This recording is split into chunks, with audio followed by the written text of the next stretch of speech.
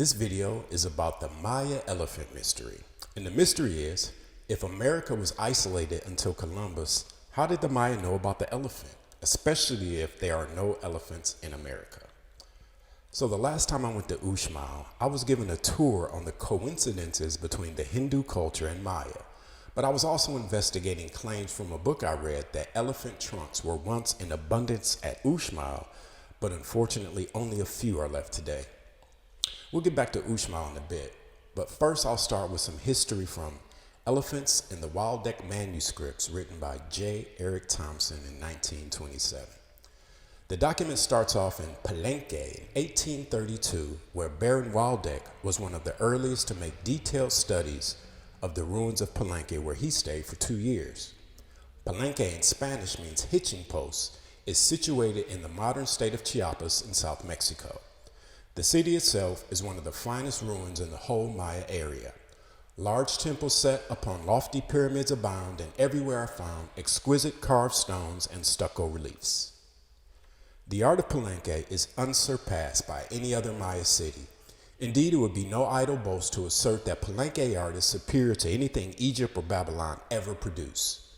Beneath a building known as the Palace, Waldeck discovered on the wall the elephant's head pictured full face. In the image, the shaded part marks the portions that Waldeck restored. The second set of elephants are pictured on 4 stucco strips that Waldeck found and drew. And here the article presents the hard-to-find facts about the elephant in America. How did it come about that the Mayas could reproduce so faithfully the features of the elephant, the true elephant?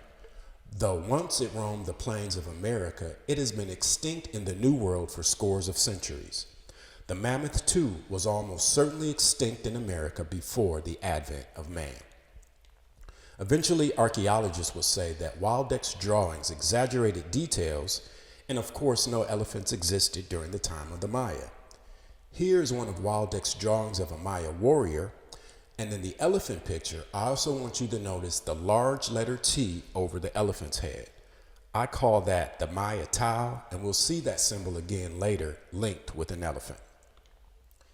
J. Eric Thompson points out similar elements in Chichen Itza, and he mentions the macaw theory along with the chalk mask, and notes the teeth in the mask don't fit a macaw nor a tapir, according to the elephant theorists. In another monument, also in Chichen Itza, he notes the beautiful architecture and the conventionalized elephant trunks. So the article goes on to mention that this elephant business was not new.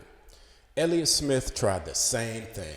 In fact, he wrote a book about it called Elephants and Ethnologists, and in that book there is a famous picture drawn by Alfred Maudslay of Stela B in Copan, Honduras.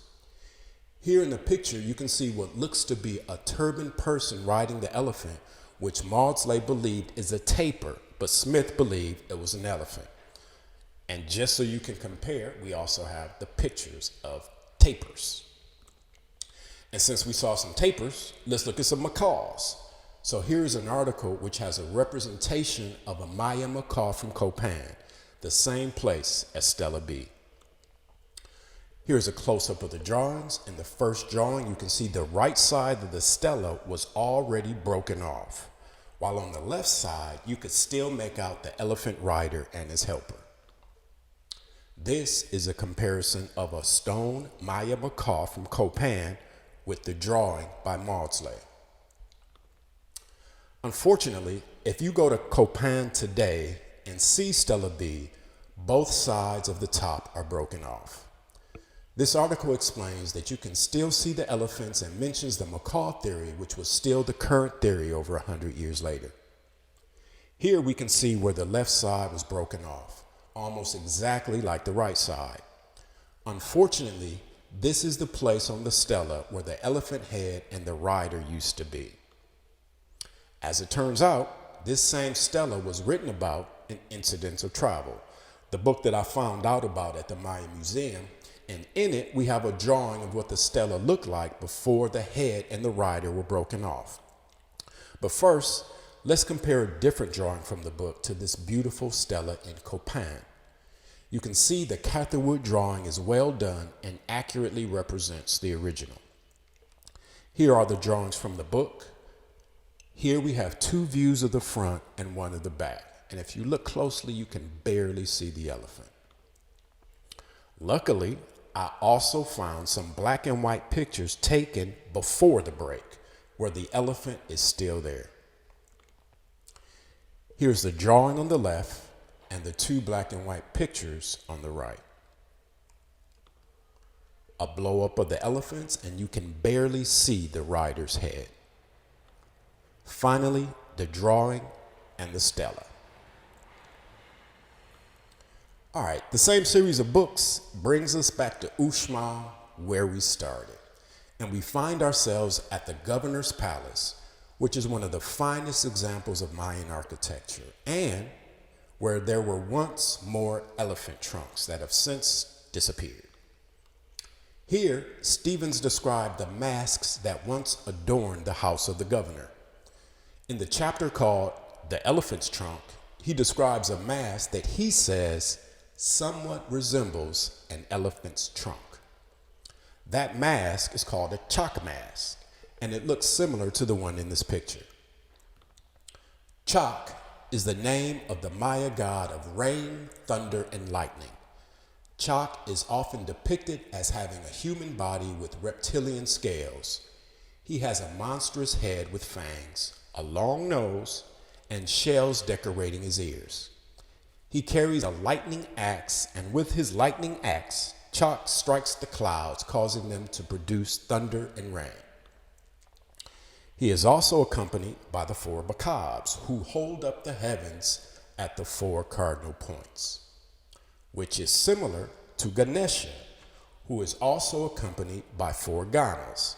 And that's not the only Ganesha coincidence, but let's get back to the book, because Stevens also found this important statue buried 3 or 4 feet below some stones. He wrote, "It was found standing on its feet in the position represented in the engraving. It is carved out of a single block of stone and measures 3 feet 2 inches in length and 2 feet in height. It seems to represent a double-headed cat or lynx." Speaking of the double-headed feline throne, we're back to Ganesha seated on a double lion throne. So Ganesha is a myth, but at Uxmal, there was once a real person who sat on that double jaguar throne in front of the governor's palace, which was decorated with elephant trunks. And now back where we started. I was investigating a claim by Le Plongeon because he thought the trunks were mammoths. And he said there are examples of the trunks going upward and downward, which suggest a mammoth or an elephant trunk. So here you have the pictures I found of the trunks represented going both up and down. This is another drawing of a temple at Uxmal, and as you can see, there used to be 7 elephant trunks on each side of the doorway. And the doorway itself is an upside down letter T, or the Maya Tau, just like the drawing of the elephant at Palenque. And finally, we also have another feature, or an architectural feature, called door jambs. In Southeast Asia, some monumental stone buildings feature masked gods above the doorway. On the left, 2 Buddhist temples with the door charm architecture, and on the right, the temple at Uxmal with a similar design. So from the elephant drawings in Palenque to the elephant rider's stela in Copan, and finishing with the Buddhist architecture and elephant symbolism at Uxmal, there seem to be at least a few coincidences between the Maya and the Buddhist cultures. Do you agree? Leave a comment and let me know what you think, and thanks for watching.